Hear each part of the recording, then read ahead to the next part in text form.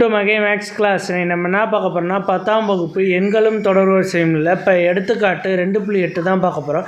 இதுக்கு முன்னாடி எடுத்துக்காட்டு 2.7 வீடியோ போட்டிருக்கோம். அதோட லிங்க் டிஸ்கிரிப்ஷனில் இருக்குது. பார்க்காதவங்க போய் பார்த்துட்டு வாங்க.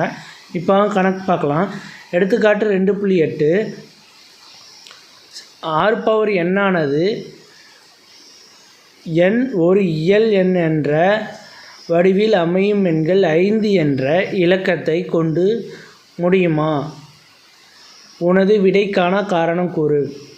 இப்போ 6 பவர் n இருக்குல்ல, இந்த எண்ணுக்கு ஏதாச்சும் ஒரு வேல்யூ கொடுத்தோம்னா எண்ணுக்கு பதிலாக ஒரு நம்பர் கொடுத்தது, அதில் வர ஆன்சர் கடைசியில் 5ன்னு முடியுதான்னு கேட்குறாங்க கொஷினில்.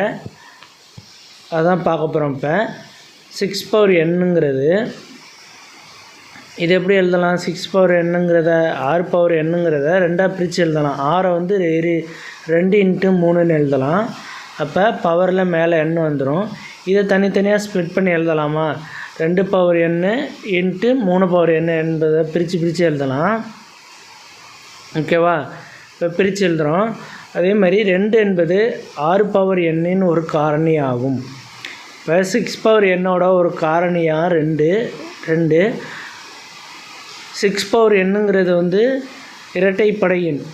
இது ஒரு இரட்டைப்படை எண்ணுங்கிறனால எண்ணுக்கு பதிலாக எந்த நம்பர் கொடுத்தாலும் அது இரட்டைப்படை எண்ணாக தான் இருக்கும். ஒற்றைப்படையில் வரவே வராது. அதான் கடைசி இலக்கம் 5ல் முடியுமான்னு கேட்டிருக்காங்க. முடியாது. ஓகேவா? இப்போ r பவர் 1 கொடுத்தோம்னா 6, r பவர் 2 கொடுத்தோம்னா 12. இதே மாதிரி கொடுத்துக்கிட்டே போனோம்னா இங்கே கடைசியில் 5ன்னு முடியவே முடியாது. ஏன்னா r இரட்டைப்படை எண், 5 ஒற்றைப்படை எண். அதனால் இது 5ல் முடியாது. ஆகவே r பவர் n கடைசி இலக்கம் 5 என முடிய வாய்ப்பு இல்லை அப்படின்னு எழுதிட வேண்டியதான். அவ்வளோதான் இந்த கணக்கு. நெக்ஸ்ட் வீடியோவில் பார்க்கலாம்.